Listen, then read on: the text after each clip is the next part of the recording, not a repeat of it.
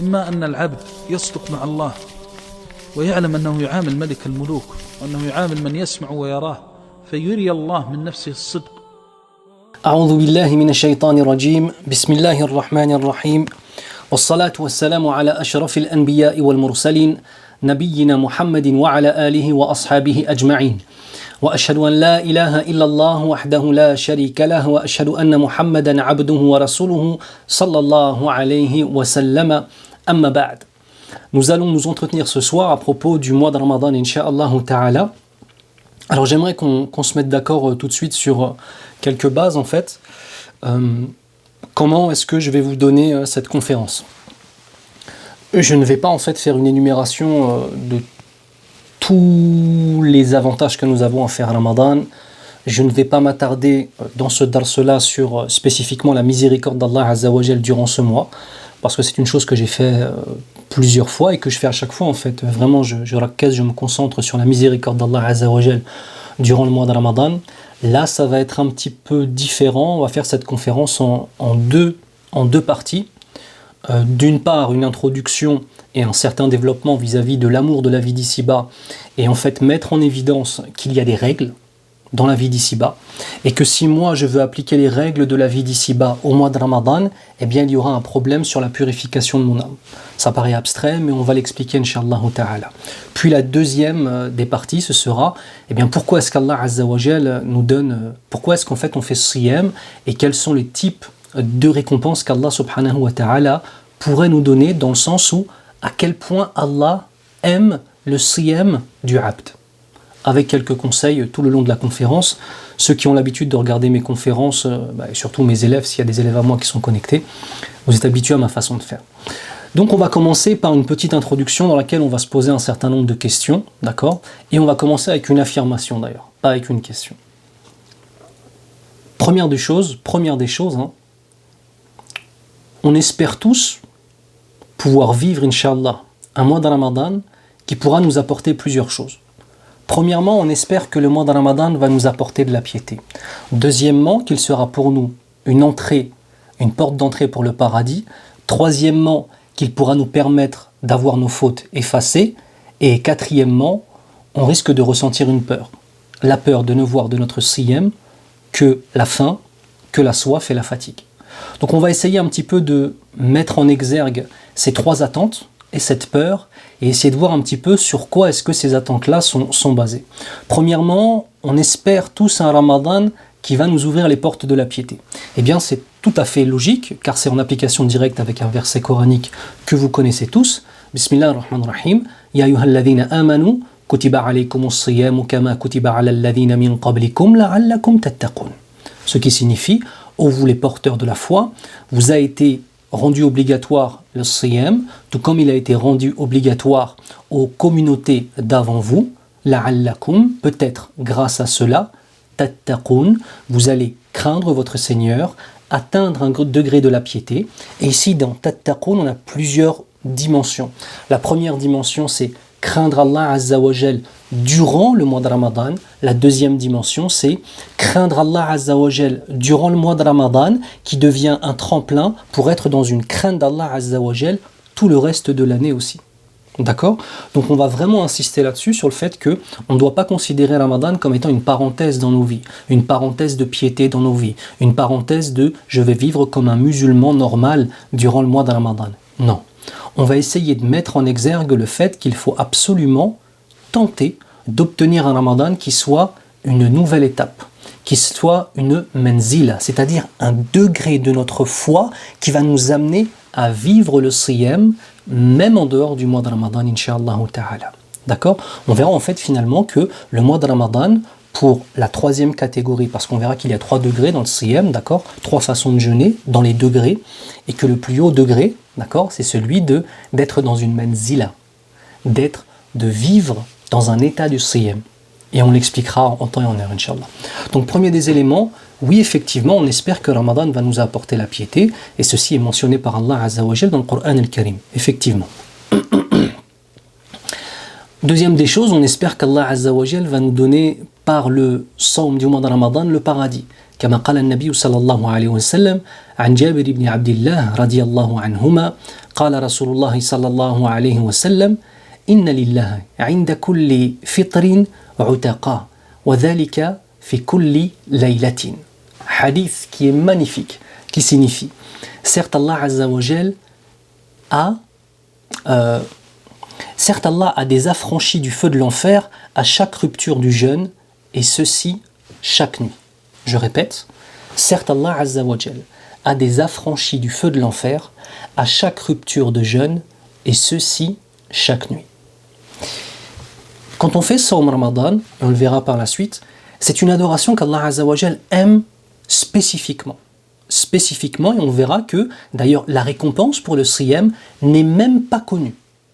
Elle est réservée à Allah Azza wa Jal, subhanahu wa ta'ala, de nous révéler exactement combien on pourra récolter de cela au jour du jugement. Personne ne connaît la récompense du Sawm de Ramadan. Autre chose qui est importante, on espère, donc on a dit qu'on espérait la piété, qu'on espérait le paradis et qu'on espérait aussi voir nos fautes effacées.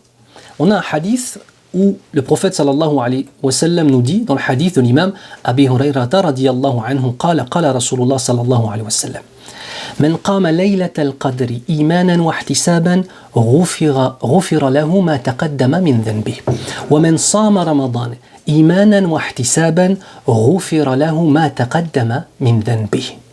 Allahu Akbar. Ce qui signifie, celui qui prie la nuit du destin avec foi en espérant la récompense d'Allah Azza wa Jal, ses péchés précédents lui sont pardonnés. Et celui qui jeûne le Ramadan avec foi et en espérant la récompense, ses péchés précédents lui sont pardonnés. Donc on espère la piété, ok, très bien. On espère obtenir le paradis, très bien. On espère voir nos fautes effacées. Et on va aussi espérer autre chose. Enfin, on va aussi avoir une peur. On a peur de quelque chose. Quelle est cette peur-là? C'est de voir Allah Azza wa Jal qui n'accepte pas ce siyam. Et encore une fois, c'est très important. Et cette peur de voir, vous savez, comme vous le savez, il y a l'amour, il y a la crainte et il y a l'espoir. Comme on a l'espoir qu'Allah Azza wa Jal accepte notre siyam, quand on parle d'espoir de le voir accepter, cela signifie que parmi les réalités, c'est que peut-être qu'Allah Azza wa Jal n'accepte pas le siyam. Pour moi, il y a une chose qui a été toujours très très importante personnellement. C'est le fait de garder à l'esprit que peut-être qu'Allah Azza wa Jal n'accepte pas mes prières, n'accepte pas mon siyam, n'accepte pas ma sadaqa. Et personnellement, ça a toujours été un outil qui m'a aidé. Je ne dis pas qui m'a donné la réussite, parce qu'Allah Azza wa Jal qui sait s'il y a une réussite ou pas, mais en tout cas qui m'a aidé dans le fait de me dire, Ya Younes, fais attention à ton adoration. Ce n'est pas simplement le fait de n'avoir pas mangé, de n'avoir pas bu. Ce n'est pas simplement le fait de t'être prosterné, d'avoir fait recours. Ce n'est pas simplement le fait d'avoir donné un pourcentage infime de ton salaire ou alors une sadaqa à quelqu'un. Ce n'est pas simplement ça qui va faire l'adoration. La véritable adoration, c'est la soumission. Et je demande à mon Seigneur, en lui présentant ce siyam, avec tous ses défauts, de me récompenser par rapport à l'acte de soumission que je fais. Je répète parce que c'est une notion qui est importante. On doit comprendre que dans l'acte d'adoration, ce qui plaît le plus à Allah, ce n'est pas l'acte en lui-même, d'accord? Mais c'est la soumission de l'adorateur qui fait l'acte. Je répète, ce n'est pas l'acte en lui-même qui plaît le plus à Allah, mais c'est la soumission de l'adorateur lorsqu'il fait cet acte-là. L'acte est une concrétisation, bien évidemment. Mais c'est la raison pour laquelle la niya, l'intention, c'est la chose qui va être la plus importante. Mon adoration ne sera pas parfaite. Allah Azza wa Jal est parfait. Mon adoration ne sera jamais à la hauteur de ce dont Allah Azza wa Jal a droit. D'accord? Ça, c'est une certitude. Donc moi, en fait, je donne ce que je peux. Je donne ce que je peux avec mes défauts, avec mes oublis, avec mes penchants néfastes, etc. Mais ce sur quoi vraiment Allah Azza wa Jal va me récompenser, ce n'est pas l'acte en lui-même, mais c'est la soumission dont j'ai fait preuve durant cet acte. Moi, personnellement, c'est une chose qui m'a toujours donné beaucoup d'espoir.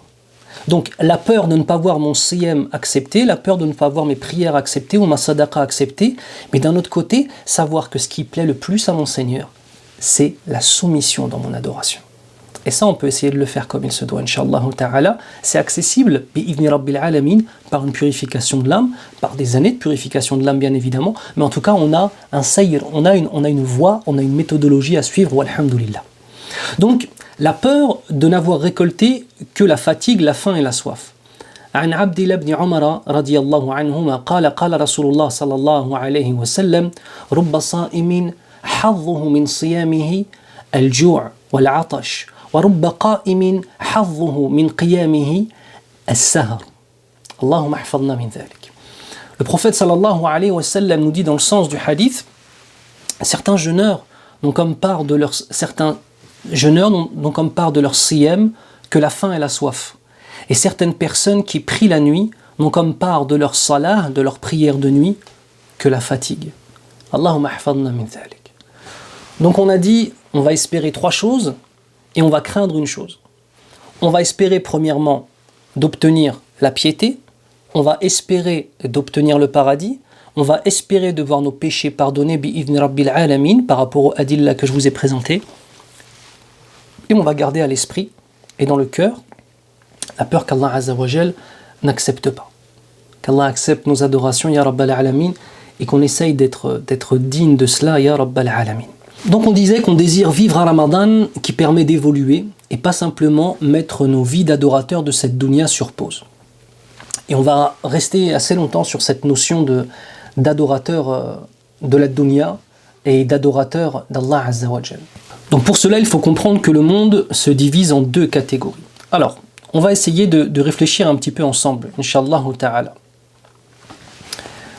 On va essayer de se questionner.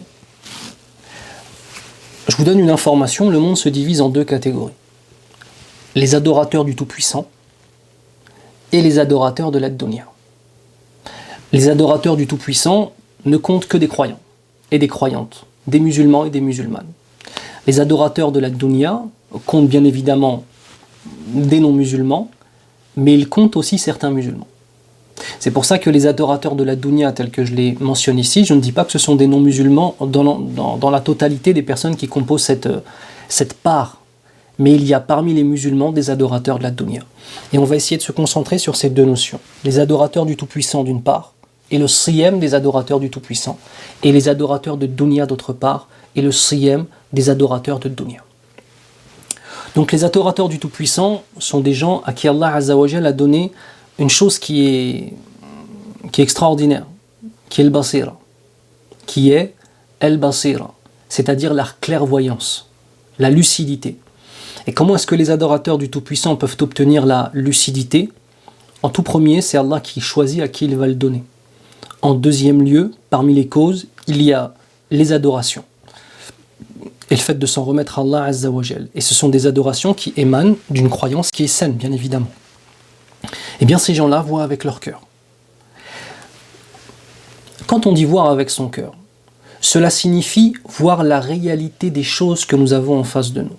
Par exemple, lorsque je croise un musulman ou un non-musulman, ce que je vois en lui, ce n'est pas simplement une personne, mais c'est une créature de mon Seigneur. Lorsque je vois une épreuve, lorsque je vois quelque chose, je l'ai appelé épreuve, je n'aurais pas dû l'appeler épreuve en premier. Lorsque je vois quelque chose qui arrive dans le monde, ou alors à titre personnel, je vois cela comme étant une épreuve de la part de mon Seigneur. Une épreuve qui va me permettre, Inch'Allah, de me purifier. Ou bien alors peut-être une punition. C'est à moi de faire ma propre introspection, de regarder un petit peu dans mon âme et dans mes actions pour essayer peut-être d'avoir une idée. Après, seul Allah Azza wa Jal le sait. Donc, l'adorateur du Tout-Puissant qui voit avec son cœur, il va porter des fruits. Il est prêt à sacrifier cette vie d'ici-bas au bénéfice de la vie de l'au-delà. C'est ainsi qu'on peut résumer la vie de l'adorateur du Tout-Puissant. Il est prêt à sacrifier la vie d'ici-bas pour la vie de l'au-delà. C'est très important de comprendre cela, parce qu'on verra à l'inverse que l'adorateur de la dunya, il est prêt à sacrifier la vie de l'au-delà au bénéfice de la vie d'ici-bas. Et ça, il faut se poser des questions sur nos choix personnels. Est-ce que moi, dans ma vie, lorsqu'il arrive des choses que je désire, que j'ai désiré, que j'ai obtenu, lorsqu'il arrive un choix où si je m'accroche à mon dîn, je vais être éprouvé, lorsqu'il arrive un choix où si je m'accroche à mon dîn, je vais devoir délaisser des choses que j'aime, des choses qui sont dans l'illicite bien sûr, mais des choses illicites que mon âme aime, sur laquelle elle a été habituée à rester. Eh bien en fait, il y aura toujours ces questions-là qui vont se poser. Qu'est-ce que je suis prêt à sacrifier pour mon Seigneur? Parce que ceux qui pensent qu'ils ne seront pas éprouvés, j'ai envie de vous dire que vous vous êtes trompés d'endroit. D'accord? L'endroit dans lequel on n'est pas éprouvé, dans lequel on ne devra pas faire de sacrifice, dans lequel on ne devra pas faire de choix comme celui-ci, il s'appelle El Jannah. Il s'appelle le paradis. C'est pas la vie d'ici-bas, c'est pas de dunya. Donc par essence, notre vie ici-bas, dans cette dunya, inclut forcément des choix, des sacrifices. Et c'est comme si on avait une balance, et en fait, pour pouvoir faire le sacrifice d'abandonner quelque chose, il me faut avoir quelque chose d'autre dans l'autre pan de la balance. L'adorateur du Tout-Puissant a tout ce qu'il faut à mettre dans l'autre pan de la balance.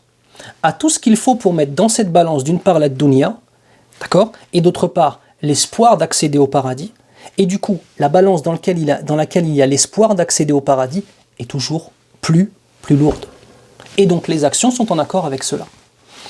Parfois les gens, quand on parle avec eux, ils ont des questions étranges ou alors des réflexions étranges sur la piété. Comme si en fait la piété était quelque chose qui allait se récolter comme ça. Ça se travaille, ça se cultive. Et c'est à travers nos choix, c'est à travers nos sacrifices qu'Allah Azza wa Jal nous anoblit, nous élève, nous donne, nous purifie. Si on n'a pas sacrifié, et si on n'a pas eu de choix difficiles à faire, et si on n'a pas dû choisir notre din plutôt que la dunya, mais comment on va être purifié? Purifié sur quoi? Que tout va bien, labas alayna.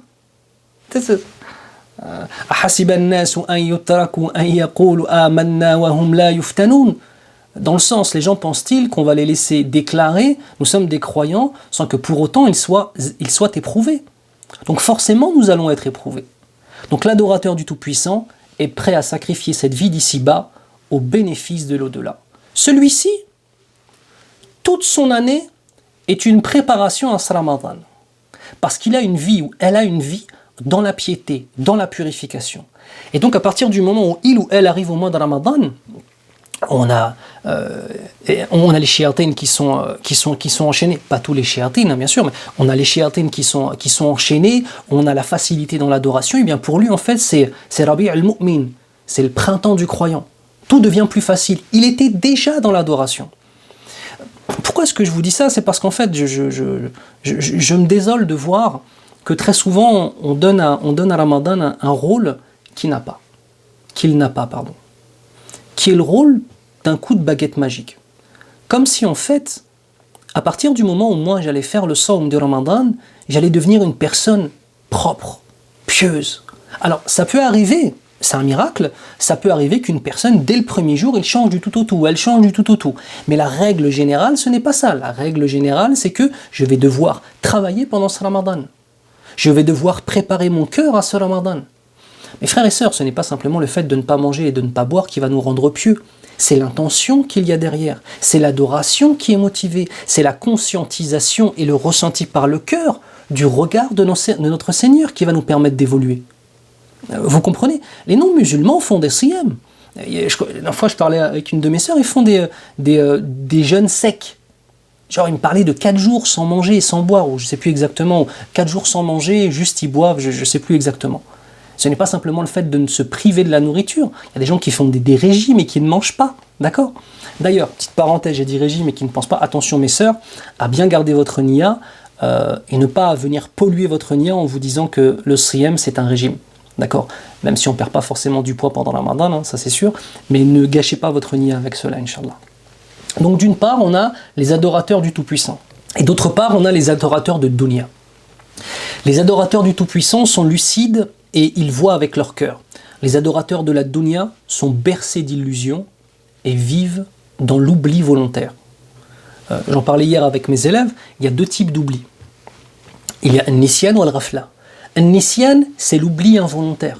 J'ai oublié. Et ensuite je me rappelle. Al-ghafla, c'est l'oubli volontaire. Consciemment, je fais le choix de délaisser. Consciemment, je délaisse et par mon action, mon cœur se met à oublier mon Seigneur.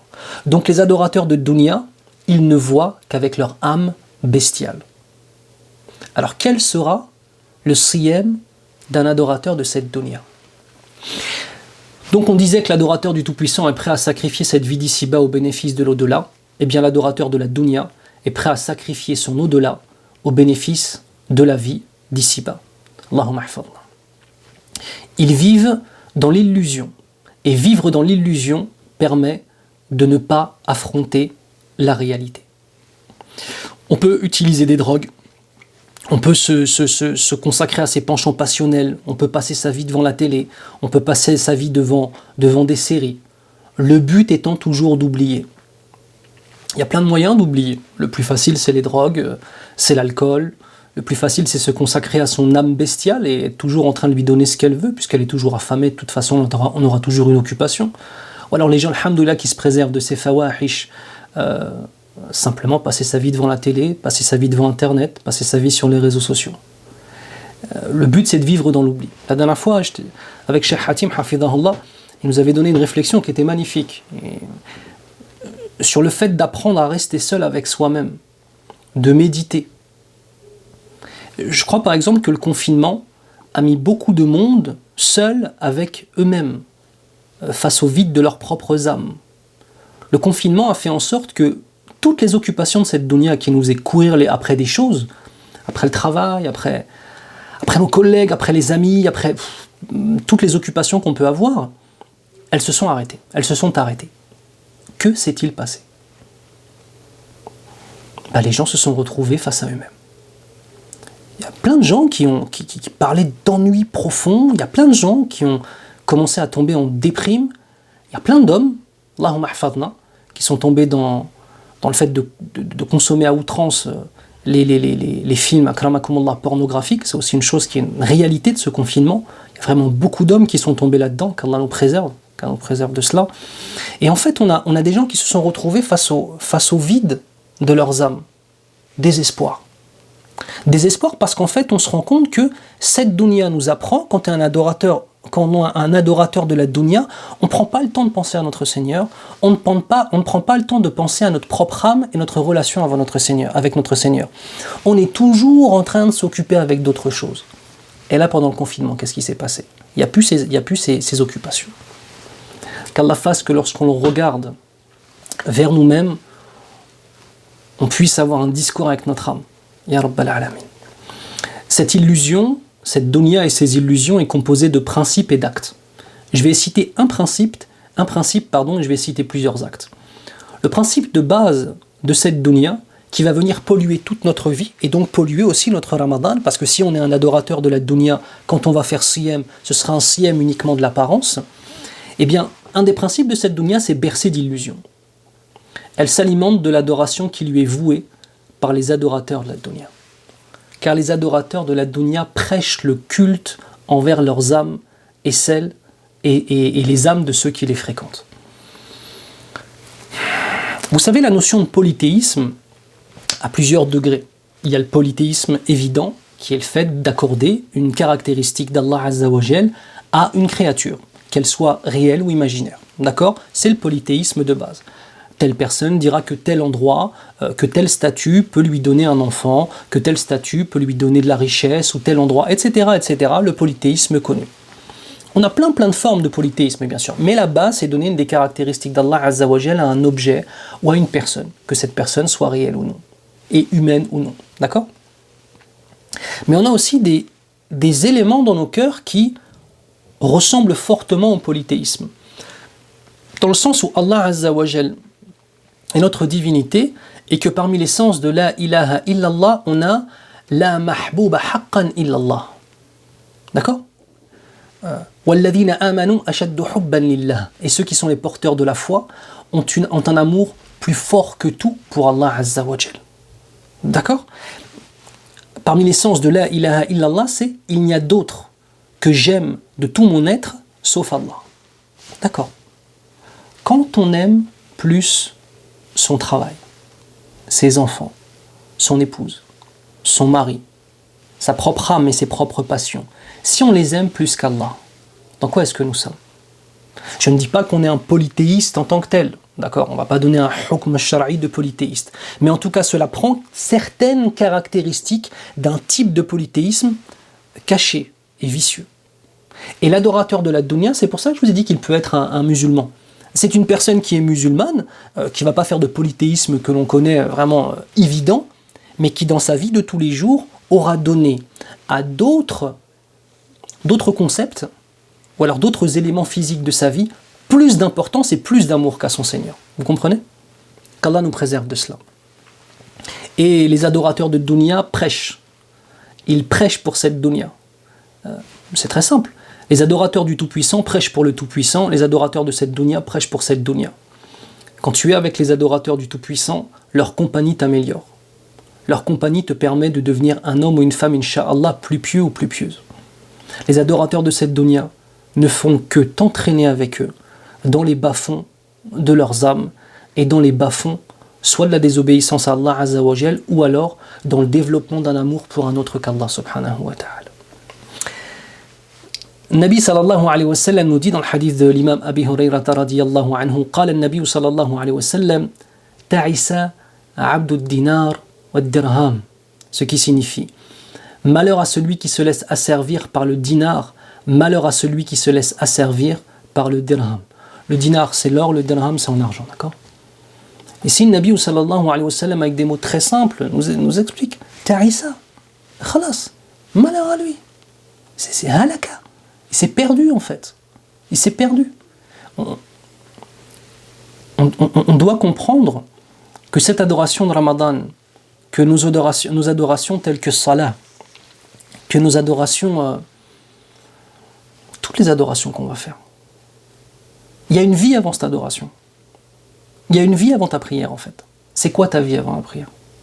Comment est-ce qu'on se prépare à la Salah? Et je dis toi et je dois dire nous, et je me le dis à moi-même. Comment est-ce qu'on se prépare à notre prière, à notre salat, à notre qiyam al-layl? Comment est-ce que nous nous préparons au Ramadan? Comment est-ce qu'on se... Vous voyez ce que je veux dire?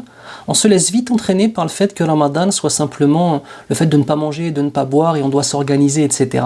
Non, c'est peut-être l'adoration de notre vie. Avec le Covid-19, alors, à l'origine je suis des régions parisiennes, là maintenant je suis dans le nord est beaucoup moins touché, alhamdoulilah, que la région parisienne. Mais là les gens qui sont en région parisienne, je pense que l'idée de la mort vous a vraiment effleuré beaucoup plus que nous. Qu'est-ce que ça a changé? En voyant aux infos plus de 20 000 morts, en ayant autour de vous, autour de nous, autour de moi, des gens qui sont morts de ce virus, qu'est-ce que ça a changé en fait? Si ça a changé quelque chose, khair, qu'Allah facilite, qu'Allah nous améliore. Si ça n'a rien changé, il faut se faire du souci en fait. Si la proximité de cette mort avec une pandémie ne nous change pas, qu'est-ce qui va finir par nous changer? Vous comprenez?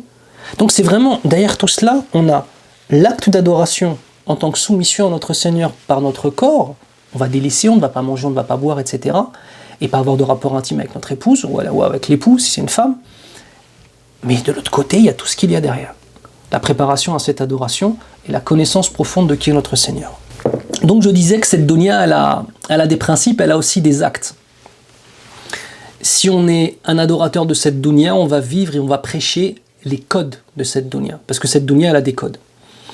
Et parmi les codes de cette dunya, c'est qu'on doit toujours posséder plus pour tenter de remplir le vide spirituel qu'on a en nous.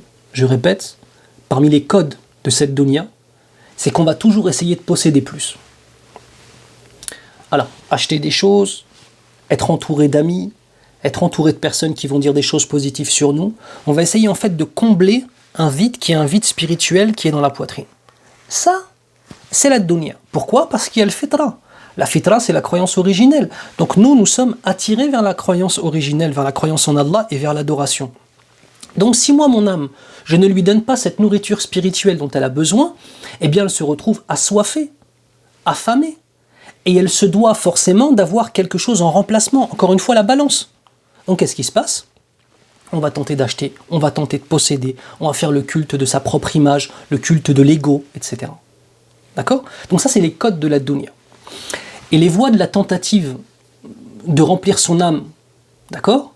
Et donc ces codes pour pouvoir remplir son âme d'autre chose qu'Allah Azza wa Jal, eh bien en fait, il y a plusieurs voies. Parmi ces voies, le jeu, l'amusement futile, la vaine parure, la course à l'orgueil, la rivalité dans l'acquisition des richesses et des enfants.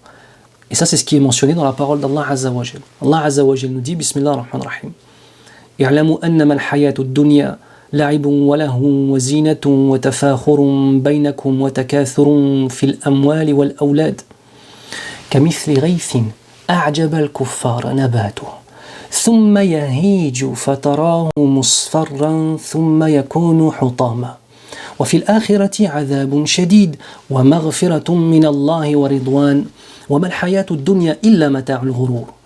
Dans ce verset ici, on a toute la description de la dunya, toute la description des codes de cette dunya et toute la description en fait des pièges à éviter.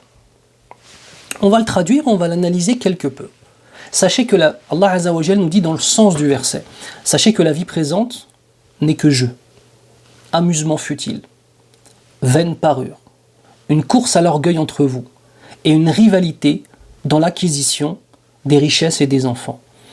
Ces catégories, si parmi vous, Inch'Allah, vous vous posez et vous analysez ce qui est considéré comme une fitna dans la vie d'ici-bas, vous verrez que toutes les fitaines, d'accord, toutes les fitnas en tout cas de l'homme, que l'homme ou la femme peut rencontrer dans la vie d'ici-bas, rentrent dans ces catégories-là.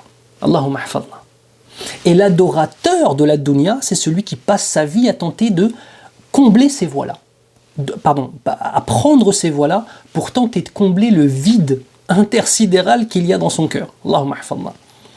Elle est en cela pareille à une pluie. Maintenant, Allah Azza wa Jal nous a énuméré. Puis ensuite, il va nous donner une métaphore pour nous faire comprendre. Elle est en cela comparable à une pluie. La végétation qui en vient émerveille les cultivateurs. Donc Allah Azza wa Jal reconnaît et connaît. Il nous connaît. Il sait que l'âme bestiale, si on lui donne des choses de cette dunya, elle va farah, elle sera contente. Ça, oh là là. Elle sera contente, c'est des choses qui sont belles, donc c'est pour ça. C'est comme une pluie, et la végétation qui en vient émerveille les cultivateurs. Quand on voit quelqu'un qui n'est pas du tout dans le din, qui a complètement décé le din, ou même qui est kafir billah azza wa jal, et que cette personne-là, il a de l'argent, ou elle a de l'argent, il réussit dans tout ce qu'il fait, des beaux enfants, tabarakallah, une belle femme, un beau mari, belle voiture, nanana. On voit, et les gens peuvent être, comment dirais-je, émerveillés par cela. D'accord ? Mais bon, donc pareil à une pluie, la végétation qui en vient émerveille les cultivateurs. Puis elle se fane et tu la vois donc jaunie. Ensuite elle devient des débris. Voilà ce qui va se passer au jour du jugement. Ça veut dire toute cette illusion d'avoir possédé des choses en ayant suivi les adorateurs de la dunya, en ayant suivi les codes de cette dunya, en ayant emprunté les voies de l'adoration de cette dunya, qu'est-ce qui se trouve ? C'est tout ce qui aurait pu nous émerveiller, se retrouve complètement fané et comme des débris. Qui voudrait de débris ? Personne, les débris ça va à la poubelle. Et c'est ça la réalité.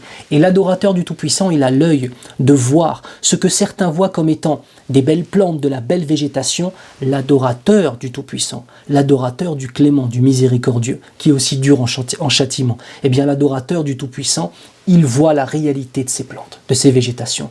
Il voit que ce ne sont que des débris et il sait pertinemment qu'elles vont se faner. D'accord ? Puis ensuite la menace. Et dans l'au-delà, il y a un dur châtiment. Voilà. Mais regardez l'espoir. Donc premier, la peur. Dans l'au-delà, il y a un dur châtiment. Regardez. Et aussi pardon et agrément d'Allah. Allahumma rzuqna ya rabbal alamin. Et la fin, la finalité, pour résumer tout ça, résumer toute cette dunya et la vie présente, n'est que jouissance trompeuse, illusoire et éphémère. Voilà. Le Ramadan, ce n'est pas qu'une parenthèse dans cette vie trompeuse et éphémère et tous les codes des adorateurs de la dunya. C'est pas ça. C'est ce qui va, Inch'Allah, en principe, nous permettre de sortir de cette matrice. De sortir en fait de ces concepts, de sortir de ce statut d'adorateur de la dunya pour aller vers celui de l'adorateur du Tout-Puissant. Et pas juste pendant le Ramadan. Et c'est pour ça que dans l'introduction, je vous disais que ça doit être une étape dans nos vies, qui nous permet d'évoluer. Chaque Ramadan doit nous trouver meilleurs. Le siyam est un outil de purification de l'âme. Il est une école de l'éducation de nos âmes, par la purification du corps et l'affaiblissement des désirs charnels. Entre le premier Ramadan et le 30 Ramadan, il doit y avoir une différence. Et regardez, dans Ramadan, on va avoir 2 dimensions et 2 temps. 2 dimensions et 2 temps. On va avoir la dimension du corps puis la dimension de l'esprit. Et on va avoir 2 temps, la journée du siyam et les nuits qui succèdent à ce siyam. Donc on a 2 dimensions, l'esprit et le corps, et on a 2 temps, le jour avec le siyam et la nuit qui est la préparation du lendemain. D'accord? On doit bien se rappeler d'une chose, c'est que la nuit du siyam est la préparation du jour d'après. Et j'insiste là-dessus. La nuit du siyam est la préparation du jour de siyam qui vient après. C'est-à-dire, regardez, c'est comme si par exemple, je vais essayer de prendre une image simple qui parlerait à tout le monde, quelqu'un qui ferait du sport à haut niveau.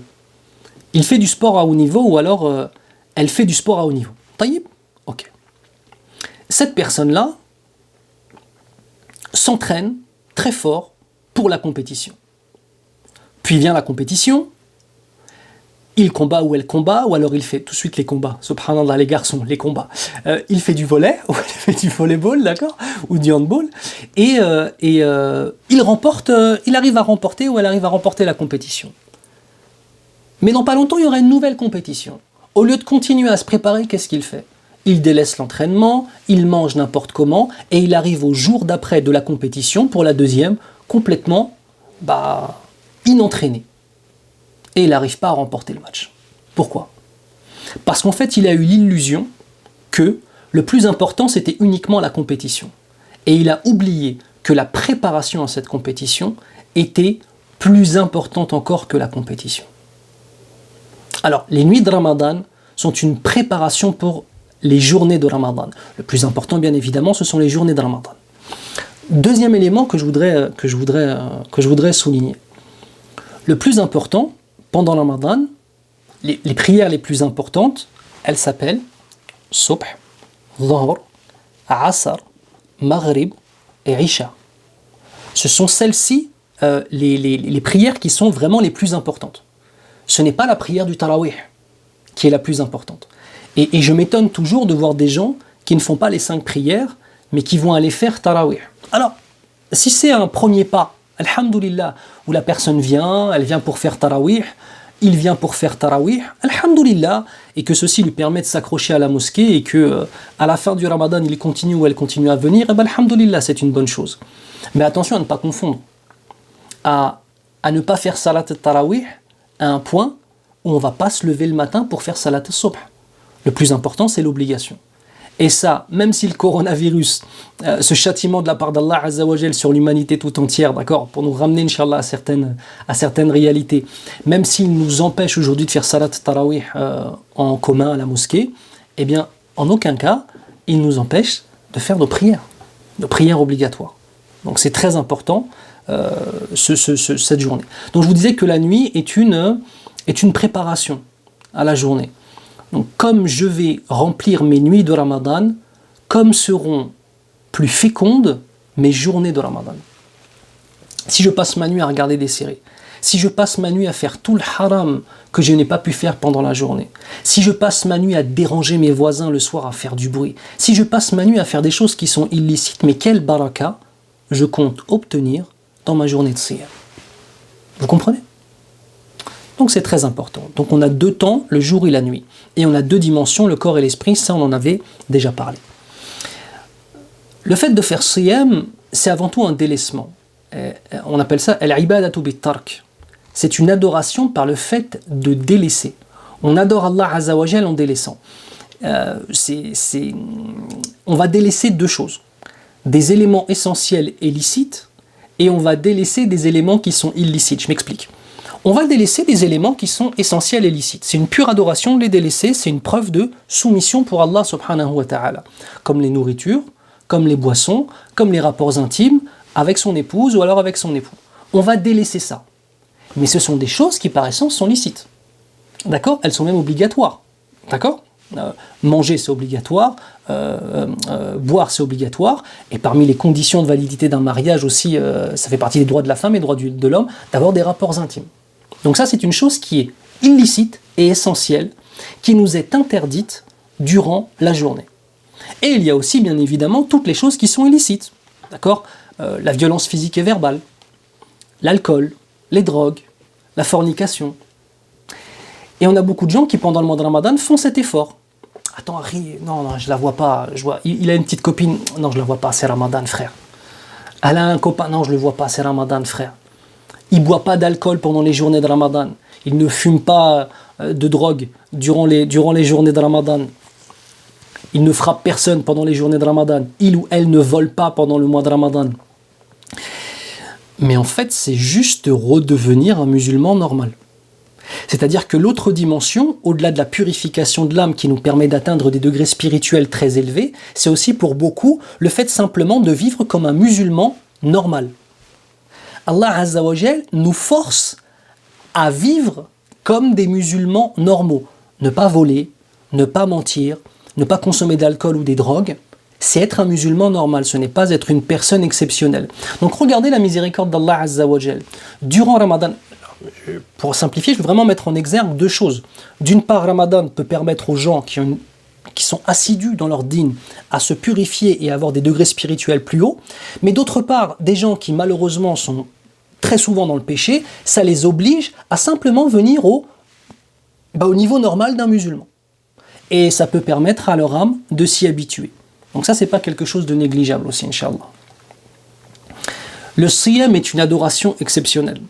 On a un hadith du prophète sallallahu alayhi wa sallam que je trouve magnifique justement qui nous parle de cela. فعن أبي أمامة قال أتيت رسول الله صلى الله عليه وسلم فقلت مرني بأمر آخذه عنك قال عليك بالصوم فإنه لا مثل له.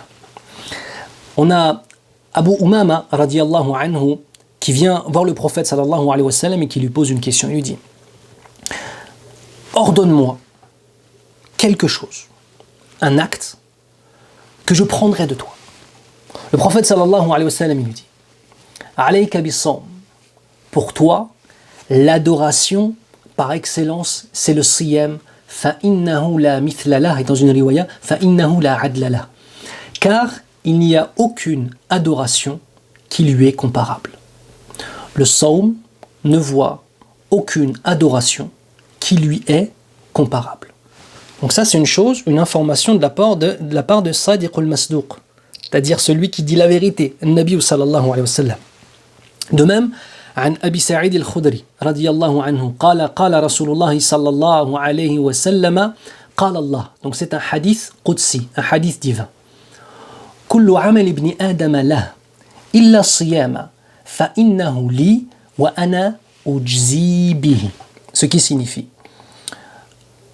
toutes les actions sont pour le fils d'Adam. Ces actions sont pour lui, sauf le siyam, car moi, je le garde pour moi. On a un autre hadith, parce que là le hadith n'est pas fini, mais on va basculer sur un autre hadith pour revenir à celui-là par la suite, pour expliquer. C'est-à-dire, qu'est-ce que ça veut dire Allah Azza wa Jal le garde pour lui? فقال إنما ترك طعامه وشرابه من أجلي فصيامه له وأنا أجزي به كل حسنة بعشر أمثالها إلى 700 ضعف إلا الصيام فهو لي وأنا أجزي به. Ce qui signifie. Donc dans l'explication de cette première partie du hadith, on a un autre en fait qui vient nous l'expliquer. Certes, il a délaissé sa nourriture, ses boissons pour moi. Alors son siyam sera une récompense pour lui. Et moi, je me garde le fait de lui donner une récompense. Et ensuite, Allah Azza wa Jal nous informe sur le type de récompense qu'il donne pour les autres adorations. Il nous dit, pour chaque hasanat qui sera récoltée par une action, il la multiplie par 10 jusqu'au fait de la multiplier par 700. Donc une bonne action, quand tu l'as fait, elle compte au minimum comme 10 hasanat, d'accord? Minimum 10 hasanat jusqu'à 700. Et il nous dit quoi? Illa siyam. Sauf le siyam, car il est pour moi exclusivement. Il est pour moi exclusivement, d'accord? Et c'est moi qui vais lui donner une récompense spécifique. Ça veut dire qu'on ne connaît pas la récompense du siyam tellement elle est grande, d'accord? On retourne au hadith. وَالَّذِي نَفْسُ مُحَمَّدٍ بِيَدِهِ لَا خُلُوفُ فَمِ صَائِمِ أَطْيَبُ عِنْدَ اللَّهِ مِنْ رِيحِ الْمِسْكِ. Le prophète sallallahu alayhi wa sallam nous dit dans le sens, par celui qui détient l'âme de Mohammed sallallahu alayhi wa sallam dans ses mains, l'haleine du jeûneur est préférable à Allah Azza wa Jal que l'odeur du musc. Les sa'imi farhatan yafrahuhuma idha aftara fariha wa idha laqiya rabbahu fariha bisawmihi. Puis il nous dit, l'adorateur qui a fait siyam ressent deux moments de joie. Le premier moment de joie, c'est lorsqu'il va rompre son jeûne. Alhamdulillah, quand tu manges, tu ressens la ni'ma du repas, alhamdulillah, de la boisson. Et il nous dit par la suite, et lorsqu'il va rencontrer son Seigneur, il trouvera une deuxième source de bonheur par son adoration du siyam et par, bien évidemment, la récompense qu'Allah Azza wa Jal va donner. On n'est pas face à une adoration qui est une adoration, comment dirais-je ? Il faut, en fait, vous voyez par exemple pour ceux et celles d'entre vous qui pour la première fois de leur vie sont partis en Umrah, sont partis au Hajj. Quand vous êtes arrivé devant la Kaaba, lorsque vous êtes arrivé à Mecca, lorsque vous étiez à Médine, vous aviez cette présence d'esprit de savoir où vous étiez, où chaque minute était importante, où le fait de louper une prière au Masjid al-Nabawi, si tu t'es pas réveillé ou tu arrives en retard, t'es très triste. Pourquoi ? Parce que c'est une chose nouvelle. Et que cette chose nouvelle, quand tu l'as entre tes mains, subhanallah, tu comprends son importance et tu t'y accroches. Il y a un danger. Le danger, c'est lequel ? C'est que la chose, une fois qu'elle n'est plus nouvelle, on s'y habitue et on la néglige. Et c'est ce qui arrive très souvent avec le Ramadan. Nous sommes dans une adoration qui peut nous permettre, on l'avait vu au début du hadith, au début du dars, qui peut nous faire être préservés du châtiment de l'enfer, voir tous nos péchés être pardonnés. S'il y a bien un moment durant lequel on va devoir mettre beaucoup d'énergie pour adorer Allah Azza wa Jalla et se purifier, eh bien c'est celui-ci. On va se poser une question. Pourquoi tant de récompenses ? Pourquoi au siyam de Ramadan, il y a tant de récompenses ? Et pourquoi au siyam de façon générale ? Parce que les alfadh sont amma. Pourquoi est-ce que dans le siyam, le sawm, nous avons autant de récompenses ? Écoutez bien, c'est parce que le siyam est l'expression de la conscience du regard d'Allah Azza wa Jal sur nous. Je répète, il est l'expression. C'est l'adoration qui vient exprimer le ressenti qu'Allah Azza wa Jal nous voit et nous entend. Quand tu fais siyam, tu pourrais manger et tu pourrais boire que personne ne le saurait. Pourtant, subhanallah, et ça c'est une grande qualité qu'il y a chez les Africains du Maghreb et les Africains d'Afrique noire, et sûrement dans d'autres peuples, ça, je ne dis pas le contraire, mais en tout cas que j'ai observé, c'est que le Ramadan, en termes généraux, il a gardé sa sacralité. Et que pendant le Ramadan, des gens qui ne craignent absolument pas Allah Azza wa Jal le reste de leur vie, le reste de leur année, et bien à ce moment-là, même s'ils pourraient manger et boire, ils ne le font pas. Alors on espère que c'est pour Allah, et que ce n'est pas simplement pour le fait d'appartenir à un groupe ethnique et religieux, d'accord ? Mais en tout cas, c'est une chose qui est impressionnante de voir des gens qui ne craignent pas Allah Azza wa Jal, qui vendent de la drogue, qui sont akramakumullah dans le zina, dans la violence, dans le vol. Par contre, siyam, c'est siyam. C'est ajib, hein ? La baraka qu'Allah Azza wa Jal met dans cette adoration. Qu'Allah nous renforce tous et fasse que nos frères et sœurs qui sont éloignés puissent être guidés, ya Rabbal Alamin.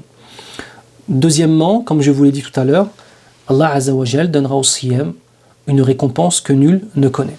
Allah Azza wa Jal nous dit Innama yuwaffa as-sabiruna ajrahum bighayri hisab, ce qui signifie les endurants auront leur pleine récompense sans compter.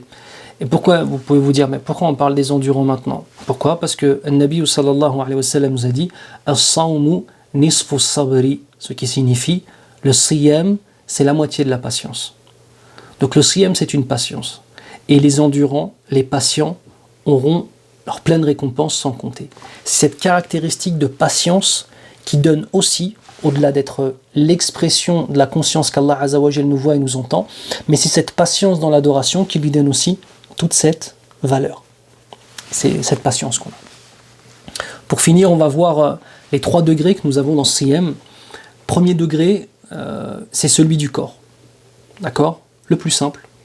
Ne pas boire, ne pas manger, ne pas avoir de rapports intimes avec son épouse ou avec son mari. C'est le premier degré, c'est le plus simple, c'est celui qui est à la portée de tout le monde, même à la portée de non-musulmans. Moi, je connais des non-musulmans qui ont fait tout Ramadan, par solidarité avec d'autres personnes. D'accord? Donc ça, c'est le premier degré. On a un degré qui est plus haut. C'est un siyam qui est plus complet. C'est le siyam donc du corps, pas manger, pas boire, etc. Mais on rajoute à cela le siyam de la main, le siyam des jambes, le siyam de l'ouïe et le siyam de la vue. Le siyam de la main dans le sens de ne rien tenir d'illicite. Le siyam des jambes dans le sens où nos jambes ne nous amènent vers aucun lieu illicite. Le siyam de l'ouïe dans le sens où on n'écoute aucune chose illicite, de musique accordée avant, d'un instrument accordé avant par exemple, ou alors de paroles de médisance sur les uns et sur les autres, ou alors des insultes, ou alors. On n'écoute pas ces choses-là. Et enfin le siyam de la vue. Que nos yeux soient utilisés pour l'adoration de notre Seigneur, et non pas pour lui désobéir. Donc premier degré, je ne mange pas, je ne bois pas, je n'ai pas de rapport avec mon épouse ou avec mon mari. Deuxième degré, on a le premier, bien évidemment, mais le deuxième degré, c'est le siyam qu'on a dit des mains, des jambes, de l'ouïe et de la vue. On a une parole de Jabir ibn Abdillahi, radiyallahu anhu, qui nous dit « Idha sumta falyasum sam'uka wa lisanuka falyasum sam'uka wa basaruka wa lisanuka anil kadhib » Il nous dit dans le sens, lorsque tu fais le siyam, eh bien, ce qui va faire le siyam aussi, c'est ton ouïe, ta vue et ta langue envers le mensonge. Qu'Allah nous donne un véritable siyam. Et le troisième degré qui est le plus haut, c'est la purification de l'âme par le siyam. Le Ramadan vient comme résultat du travail de toute l'année. Et on n'est pas en fait dans une optique je recharge mes batteries. Vous voyez, on a des gens en fait qui toute l'année, ils sont sur les rotules. Vient Ramadan, pas mal d'adoration pour essayer de recharger les batteries, entre guillemets. Une fois que Ramadan est fini, ça ne fait que descendre. Puis ensuite ça remonte avec le Ramadan d'après, puis ça redescend. Alors peut-être qu'on va réussir à gagner quelques degrés, ou alors malheureusement à en perdre au fur et à mesure. Donc ça c'est le siyam malheureusement du premier degré. Le siyam du troisième degré, c'est l'adoration qui est constante, puis vient le Ramadan. Ce que j'ai acquis pendant le Ramadan, je vais m'y tenir. Et je vais continuer à marcher sur ces adorations-là. Comme un pacte que j'ai passé avec mon Seigneur. Et vient le Ramadan d'après, plus haut, je fais tout le Ramadan et je garde. Et c'est comme ça en fait qu'au fur et à mesure, on a des gens qui sont dans une piété extrême. Vous savez, en principe, l'âge est censé être un signe de piété. L'âge est censé être un signe de piété. C'est pour ça que moi, personnellement, j'ai vraiment du mal avec des gens âgés qui agissent mal. C'est quelque chose qui me choque profondément, en fait. Sincèrement, ça me choque. Quand je vois des gens âgés qui agissent mal, ça me choque au plus haut degré. Subhanallah. Qu'Allah nous préserve. Plus les années passent, une personne qui prie depuis 30 ans, depuis 20 ans, depuis 10 ans, doit être une personne qui porte une lumière. Et sa prière ne doit cesser de s'améliorer avec le temps, et non pas de devenir simplement des mouvements, comme un sport. Et bien de la même façon, au fur et à mesure, on a cette grande occasion qui est Ramadan. Regardez tous les adillas que je vous ai, tous les hadiths et les versets coraniques que je vous ai mentionnés. Tout ce que ça peut nous apporter Ramadan. Cette adoration extraordinaire. Eh bien cette adoration extraordinaire, qu'est-ce qui va se passer? Elle doit devenir non pas un moment où on a rechargé nos batteries, parce que par définition la batterie elle se décharge. C'est pas une bonne image, on ne recharge pas ces batteries. On passe à un nouveau degré. Tu remplaces ta batterie, khoya. T'as une nouvelle batterie qui est plus forte. Ou alors tu remplaces la voiture, gars. Tu changes de voiture chaque année, Inch'Allah ta'ala. D'accord? Donc c'est très important de garder ça à l'esprit, de se dire, je ne suis pas simplement en train de faire des efforts pendant le mois de Ramadan. Alors bien évidemment, il y a plus d'adoration pendant le Ramadan, je ne dis pas le contraire. Mais je dois me dire que je dois gagner des choses cette année-là. Je dois les garder avec moi et ça doit devenir une nouvelle norme dans ma vie. J'ai goûté aux prières de nuit, ça doit devenir une nouvelle norme dans ma vie. Pour ceux qui sont loin, j'ai réussi pendant un mois à ne dire quasiment aucun gros mot, à ne pas avoir de rapport sexuel avec une femme en dehors du mariage, à ne pas consommer de l'alcool, pas consommer de la drogue. J'ai réussi, essaie de garder ces choses-là. J'ai réussi à pas fumer, essaie de garder ces choses-là. Ramadan, c'est une étape qui nous permet de vivre dans un degré plus haut. Ramadan, c'est pas juste une parenthèse, où en fait toute l'année on est un adorateur de la dunya et on essaye simplement pendant le mois de Ramadan d'être un adorateur du Tout-Puissant. Non. on est un adorateur du Tout-Puissant et pendant Ramadan, on est encore plus haut. Ou alors, si on était un adorateur de Dunya, vient Ramadan, on devient un adorateur du Tout-Puissant et on y reste, Inch'Allah ta'ala. C'est tout ce que je peux souhaiter pour mes frères et sœurs. Le fait que pour nous tous, ce mois de Ramadan soit un mois de lecture du Coran, un mois de purification de l'âme, un mois de partage, un mois de remise en question de nos actions, de remise en question de nos âmes, un mois de dhikr, de rappel intense de notre Seigneur, un mois de partage, un mois durant lequel on va réellement essayer d'atteindre des degrés qui ne sont pas réservés aux autres, mais que les degrés de la foi et les degrés de la piété, on se les approprie, Inch'Allah. Barakallahu fikoum, je pense que ça fait une bonne heure que je suis en train de parler. Hafidhakumullah. Donc là, j'ai fait un direct à la fois sur YouTube et sur Facebook. Toujours un plaisir de participer à la New Muslim Academy. Qu'Allah récompense. Alors pour ceux qui sont sur YouTube, là, qui me suivent sur YouTube, sachez que je suis aussi en direct sur la madrasa de la New Muslim Academy, qui est une madrasa extraordinaire, qui est un site en ligne avec des chouyours, mashallah, des mashayikh qui ont fait des vidéos d'enseignement qui sont de très grande qualité. J'ai eu l'honneur de participer à certaines vidéos. Et on a des mashayikh comme Cheikh Mohamed Dengir, qui est doctorant à la Mecque, qui donne des durous. Alors c'est pas des conférences, là on est en train de parler de gens qui donnent des enseignements, qui sont des trésors. Qu'Allah les récompense. Je pense à la sœur aussi qui est dans l'organisation, par Haya, par pudeur, je ne vais pas dire son prénom, mais en tout cas elle se reconnaîtra. Qu'Allah la récompense de toujours me relancer, jusqu'à temps que je dise oui, pour faire une muhadara, pour faire une conférence. À ceux et celles aussi qui me regardent, je sais que je me fais rare sur les réseaux sociaux, donc sur Facebook très peu. Je ne suis pas trop fan des réseaux sociaux, donc la seule chose que je peux faire, c'est enregistrer des vidéos quand je donne des durous et les diffuser. En tout cas, je vous aime pour Allah Azza wa Jal, et Inch'Allah, je prendrai le temps pendant Ramadan de faire des vidéos et d'en poster. Inch'Allah, qu'Allah fasse qu'elles soient utiles. Hafidhakumullah. Je vous aime pour Allah Azza wa Jal, prenez soin de vous. Barakallahu fikum. سبحانك اللهم وبحمدك أشهد أن لا إله إلا أنت أستغفرك وأتوب إليك والسلام عليكم ورحمة الله وبركاته.